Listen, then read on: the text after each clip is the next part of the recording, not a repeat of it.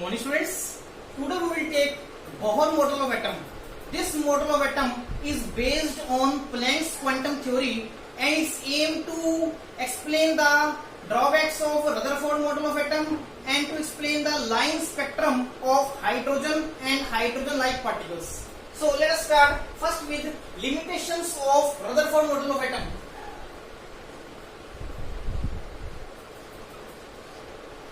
Limitations of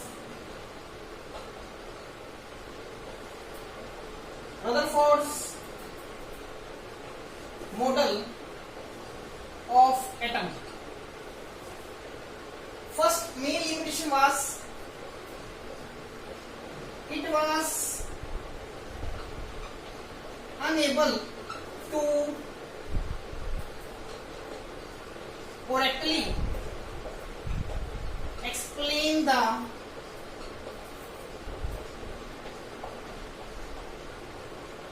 stability of atom. Second limitation was it was unable to explain the line spectra of hydrogen and hydrogen-like particles. It fails to explain the line spectra of elements. Third limitation of this model was it was unable to explain the distribution of electrons around the nucleus, means how electrons are distributed around the nucleus in various shells or orbits, and what will be their energies in that orbits. It was unable to explain this. It was unable to explain the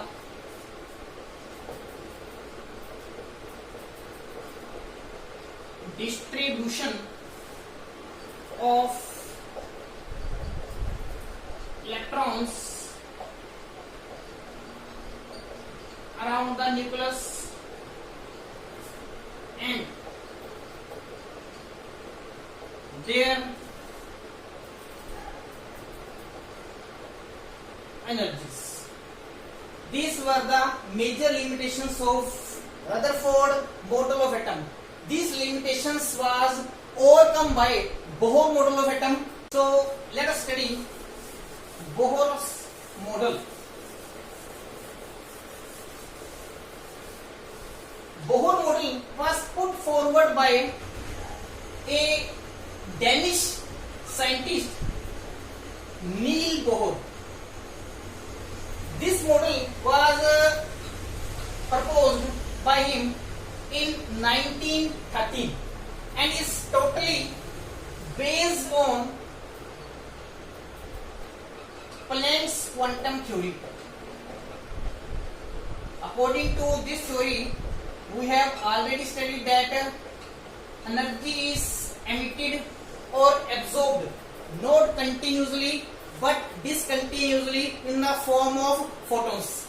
The energy of photons is directly proportional to frequency of radiations, and the total energy released or absorbed is given by E is equal to NH nu, where N is always a positive integer. It can have values 1, 2, 3 and so on.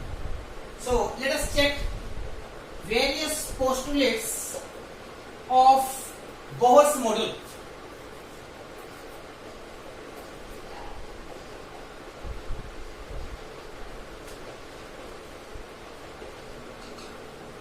First postulate was out of many circular orbits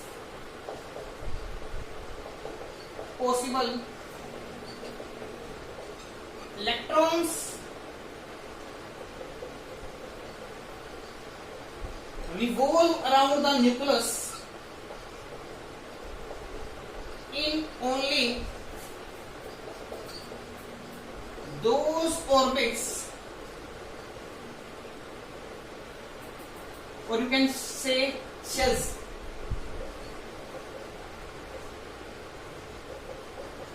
Which have fixed value of energies. इस point का मतलब क्या हुआ बेटा? अब nucleus के around तो there are so many circular orbits possible. You can make infinite number of circular orbits.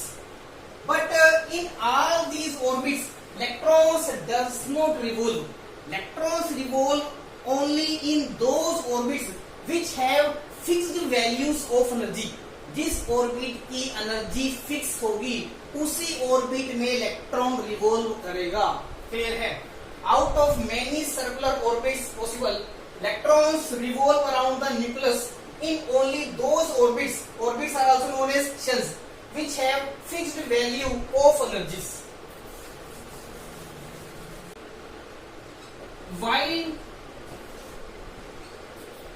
revolving in these fixed orbits, electrons does not lose energy of its own. इसका मतलब क्या है बेटा कि इलेक्ट्रॉन जब एक पर्टिकुलर फिक्स एनर्जी के orbit में रिवॉल्व कर रहा है, इलेक्ट्रॉन की एनर्जी भी ऑर्बिट की एनर्जी के इक्वल होगी. And while revolving around that orbit, energy of electron can not be lose of its own. Electron जो है अपने आप एनर्जी लूज नहीं करेगा, because it is revolving only in that orbit which has fixed value of energy. उस orbit की energy क्या रहेगी? फिक्स्ड रहेगी. और जब तक इलेक्ट्रॉन उस ऑर्बिट में रिवॉल्व करेगा उसकी एनर्जी भी ऑर्बिट की एनर्जी के इक्वल होगी और वो अपने आप एनर्जी लूज नहीं कर सकता. This orbits with fixed values of energies are called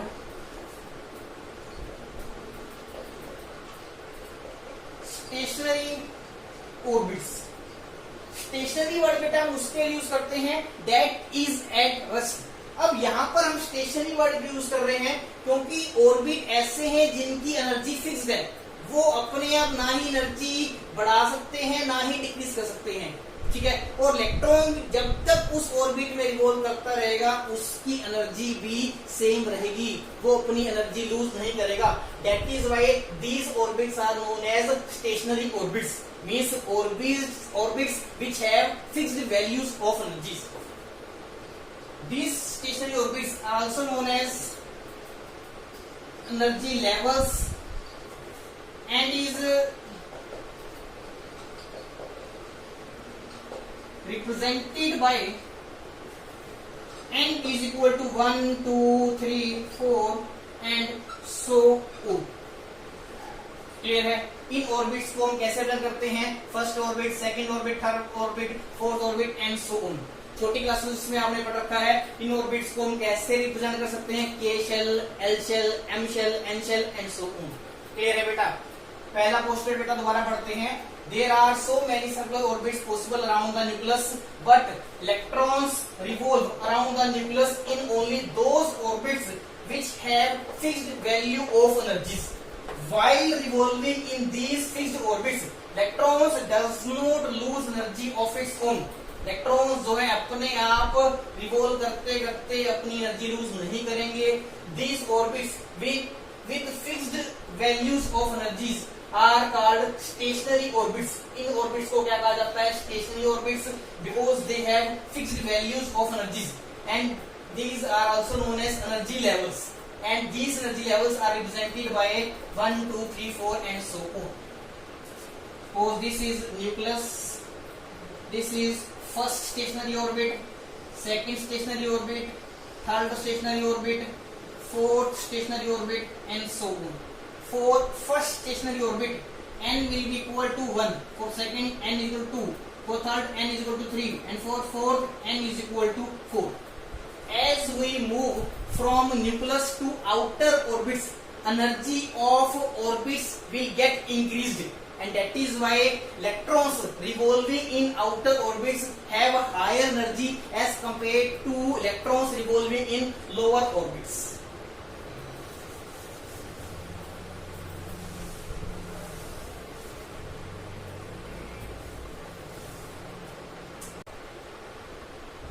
Second postulate is light energy, angular momentum of an electron in stationary orbit is fixed. हमने बेटा पिछले पोस्टुलेट में क्या बताया था, इलेक्ट्रॉन जो है जब ऑर्बिट में रिवॉल्व करता है उसकी एनर्जी क्या रहती है, फिक्स रहती है, and this energy is equal to energy of the orbit. ठीक है. सेकंड पोस्टुलेट में कहते हैं जैसे ऑर्बिट की एनर्जी फिक्स होती है, सिमिलरली ऑर्बिट की एंगुलर मोमेंटम की वैल्यू भी क्या होती है, फिक्स होती है. It can not take value of angular momentum of its own, उसकी फिक्स्ड वैल्यू होगी. ठीक है. और फिक्स्ड वैल्यू कौन सी होगी? These values are given by mvr is equal to nh divided by 2 pi, where n is equal to 1, 2, 3 and so on, and n is number of the orbit. Second postulate में क्या बताया है, orbit का angular momentum भी क्या होता है, fixed होता है. एंगुलर मोमेंटम क्या होता है बेटा, it is a momentum around the circular path. ठीक है.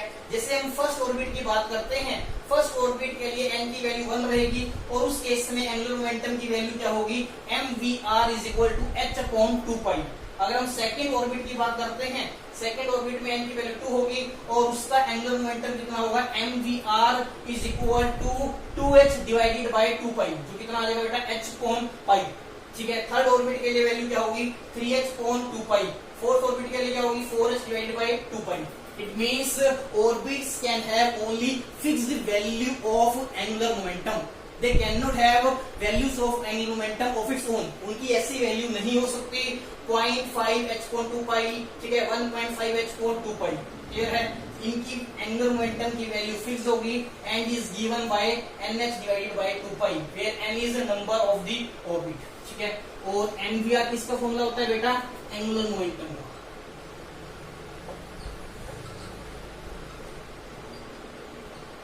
m is mass of the electron in that orbit, v is velocity of electron in that orbit, and r is radius of that orbit.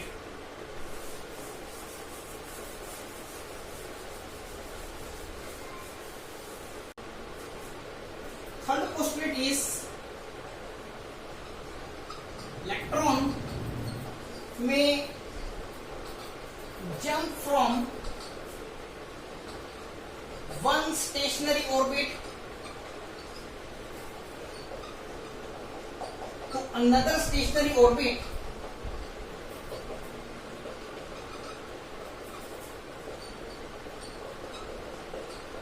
by gain or loss of energy. This energy is exactly equal to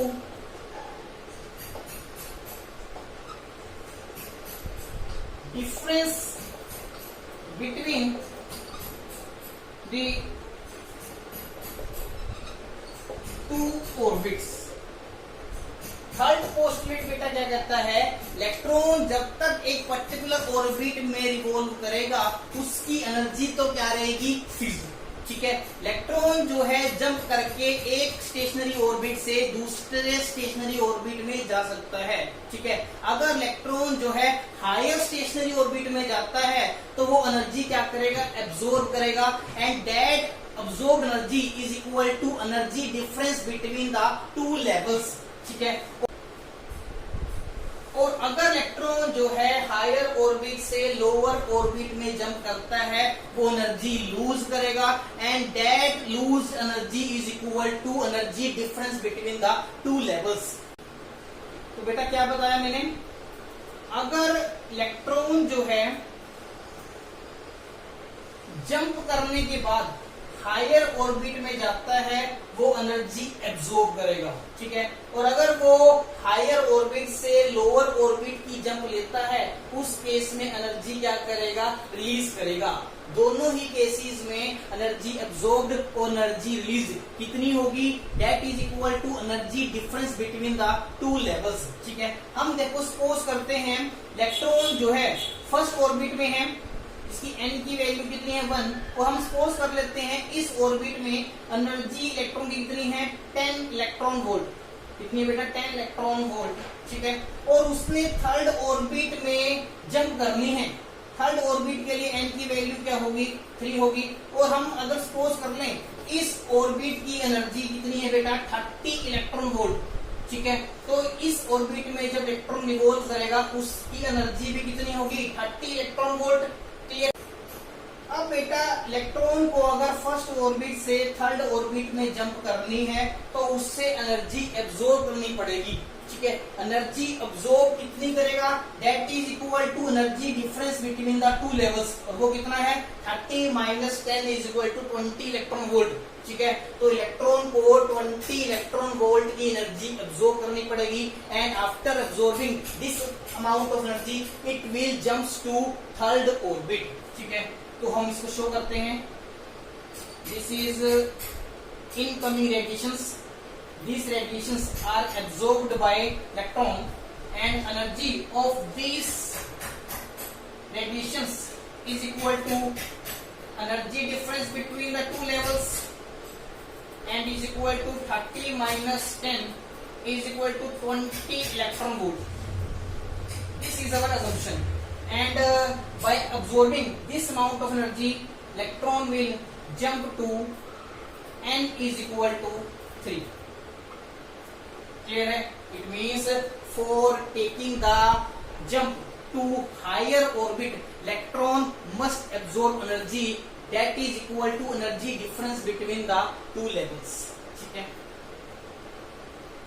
This is energy absorbed, ठीक है? And this is jump to higher level. ठीक है। अब second case देखते हैं बेटा, electron ने higher orbit से लोअर ऑर्बिट में जंप लेनी है, ठीक है। सपोज इसका इनिशियल लेवल कितना है n इज इक्वल टू 3, और इस ऑर्बिट में इलेक्ट्रॉन की एनर्जी होती है E3, ठीक है। वो जंप करके फर्स्ट ऑर्बिट में आना चाहता है जिसकी n की वैल्यू 1 है, एंड सपोज एनर्जी कितनी है E1, क्लियर है। तो अगर उसको लोअर ऑर्बिट में जंप लेनी है it should release energy equal to difference between the two levels. इस केस में भी दोनों एनर्जी लेवल्स के बीच में जितना एनर्जी का डिफरेंस है उतनी एनर्जी वो रिलीज करेगा, ठीक है। अगर हम मान लें कि थर्ड ऑर्बिट की एनर्जी कितनी है 30 इलेक्ट्रॉन वोल्ट, और फर्स्ट ऑर्बिट की एनर्जी कितनी है 10 इलेक्ट्रॉन वोल्ट, तो इस केस में बेटा वो कितनी एनर्जी रिलीज करेगा 30 minus 10 is equal to 20 electron volt, ठीक है। तो इस रिटर्न जंप से बेटा क्या होगा, it will release energy, and this released energy is equal to again difference between two levels, that is E3 minus E1, ठीक है। and in this case it is 30 minus 10 is equal to 20 electron volt. Clear? For taking jump into higher orbit electron must absorb energy, and for taking jump from higher orbit to lower orbit electron must lose energy. ठीक है। जब electron energy absorb करेगा वो lower orbit से higher orbit में जाएगा, और जब इलेक्ट्रॉन हायर ऑर्बिट से लोअर ऑर्बिट में आएगा तो it will release energy. In both the cases absorb energy and release energy is equal to energy difference between the two levels. Clear है बेटा?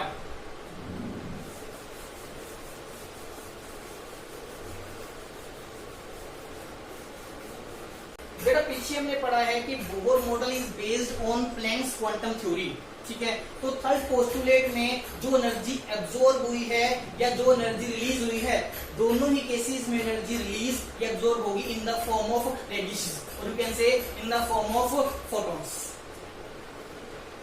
Fourth postulate is there is complete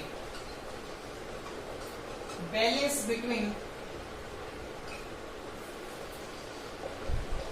force of attraction between electron and nucleus and centripetal force. इस case में बेटा क्या बता रखा है कि force of attraction between electron and nucleus को कौन बैलेंस करता है? Centripetal force. अब देखो कैसे, ये न्यूक्लियस है, न्यूक्लियस के अराउंड स्टेशनरी ऑर्बिट में इलेक्ट्रॉन जो है रिवॉल्व करता है, ठीक है। अब आपको पता है न्यूक्लियस के ऊपर कौन सा चार्ज होता है बेटा? Positive charge. इलेक्ट्रॉन के ऊपर क्या होता है? Negative charge. तो इन दोनों को तो अट्रैक्शन करनी चाहिए, ठीक है। इस अट्रैक्शन की वजह से इलेक्ट्रॉन को तो न्यूक्लियस में गिर जाना चाहिए, मगर एक्चुअल में ऐसा नहीं होता, because this attraction force is balanced bye centripetal force. Centripetal force क्या होती है बेटा?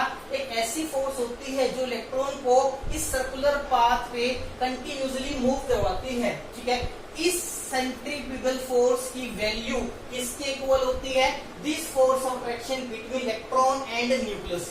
अगर सेंट्रीपिटल फोर्स बेटा ज्यादा होगी, अगर सेंट्रीपिटल फोर्स ज्यादा होगी तो उस केस में इलेक्ट्रॉन जो है इस ऑर्बिट को छोड़ के बाहर चला जाएगा, ठीक है। और अगर सेंट्रीपिटल फोर्स की वैल्यू कम होगी और इस फोर्स ऑफ अट्रैक्शन की वैल्यू ज्यादा होगी, उस केस में बेटा क्या होगा? इलेक्ट्रॉन जो है न्यूक्लियस की तरफ अट्रैक्ट करेगा and it will falls into the nucleus. मगर एक्चुअल में there is complete balance between this force of attraction and this centripetal force, and that is why electron continuously revolve around these stationary orbits.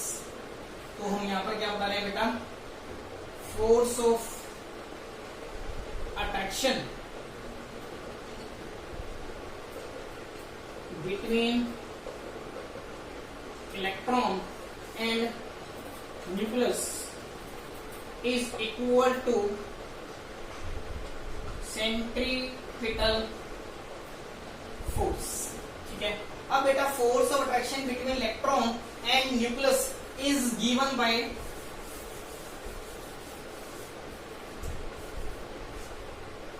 ऊपर लिख देता हूं बेटा, Q1 into Q2 divided by R square, where Q1 is charge on the electron, Q2 is charge on the nucleus and R is distance between electron and nucleus। और centripetal force का formula बेटा आपको पता है, physics में पढ़ते हो, mv² divided by R, where v is velocity of electron in that orbit, R is radius of the that orbit। इस फॉर्मूले को बेटा ऐसा लिख सकते हैं, Q1 into Q2 divided by V is equal to mv R square divided by R। लिख सकते हैं, ये क्या बनेगा? Q1 Q2 divided by V is equal to mv R, ठीक है। ये क्या बनेगा? Q1 into Q2 divided by V is equal to nh divided by 2 pi। Second postulate में बेटा आपने पढ़ा था एंगुलर मोमेंटम, जिसका फॉर्मूला mvr होता है, that can have values equal to nh divided by 2 pi, ठीक है। तो mvr की जगह हमने nh कोण 2 पाई यहाँ पर पुट कर दिया। क्लियर। अब बेटा Q1 और Q2 की वैल्यू पुट करते हैं। Q1 क्या है? Charge on electron.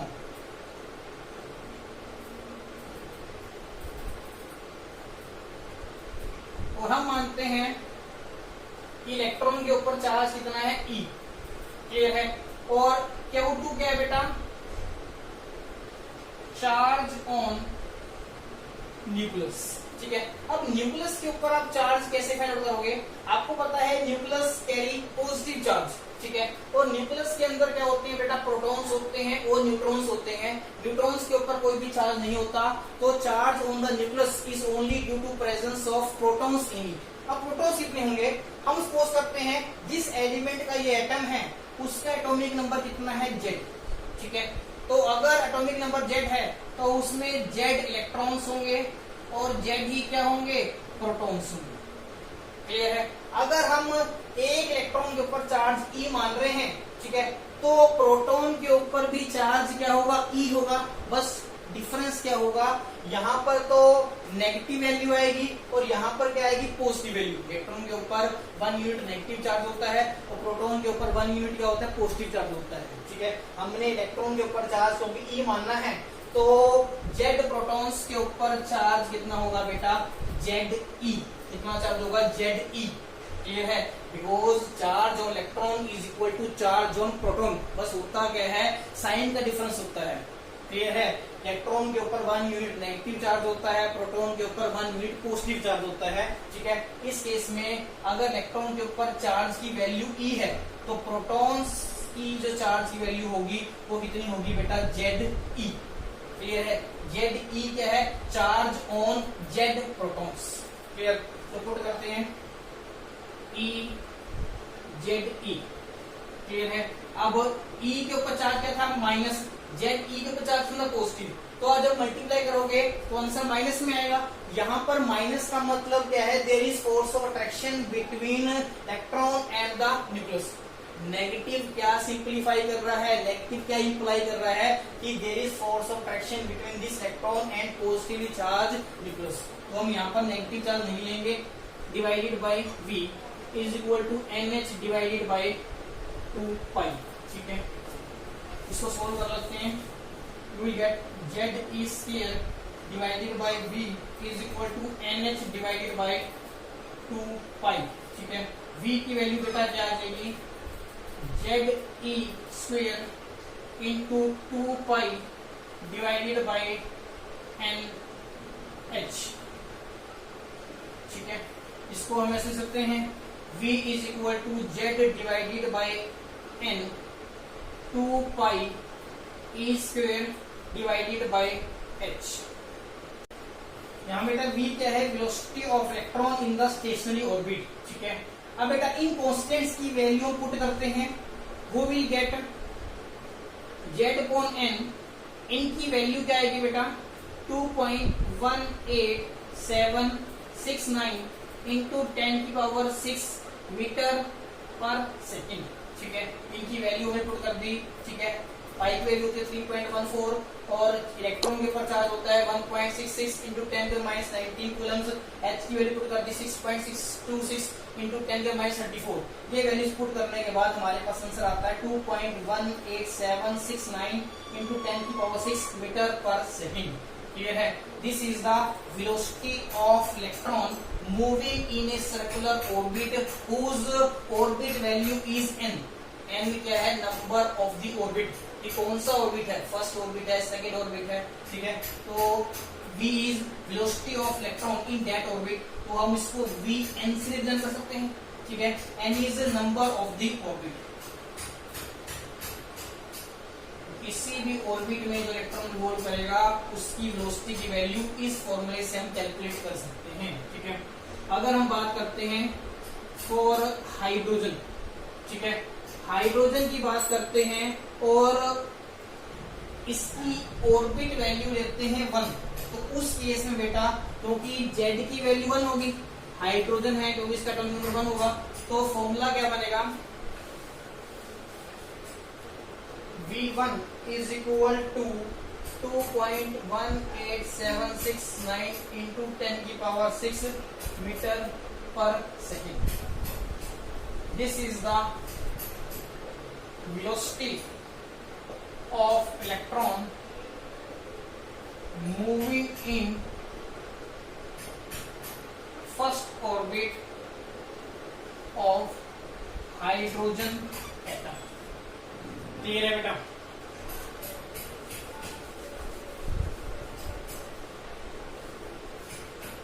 अब बेटा आपने फॉर्मूला पढ़ा है mvr is equal to nh divided by 2 pi. ठीक है, हम क्या करते हैं बेटा, वेलोसिटी की वैल्यू पुट करते हैं. ठीक है, इस फॉर्मूले से इस फॉर्मूले में पुट कर देंगे. You will get m into Z divide by n into 2 pi E square divided by h. r is equal to nh divided by 2 pi. ठीक है, तो हम r की वैल्यू निकालते हैं.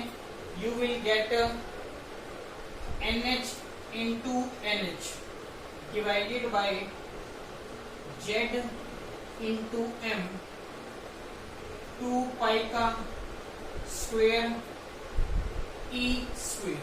ठीक है, इसको हम सोल्व कर लेंगे. ये क्या बनेगा बेटा, r is equal to n square divided by h square 4 pi square z e square m. ठीक है, इसको हम ऐसे सकते हैं n square divided by z, क्योंकि ये दोनों वेरी करते हैं. बाकी सब कुछ कांस्टेंट है. h भी कांस्टेंट है, 4 कांस्टेंट है, पाई स्क्वायर कांस्टेंट है और मास ऑफ द इलेक्ट्रॉन भी क्या है, कांस्टेंट. ठीक है,